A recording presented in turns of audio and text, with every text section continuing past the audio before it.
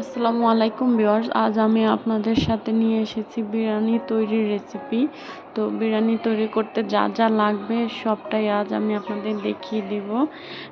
এখানে আমি নিয়েছি হলো মশলা আইটেমগুলো, সেটা হচ্ছে যে চিনি নিয়েছি 2 টেবিল চামচ, জিরা গুঁড়া 2 চা চামচ, লবণ 2 চা চামচ, 2 টেবিল চামচ রসুন বাটা, 1.5 টেবিল চামচ আদা বাটা, 1 চা চামচ মরিচের গুঁড়া আর 2 টেবিল চামচ ধনিয়া গুঁড়া আর গরম মশলা নিয়েছি।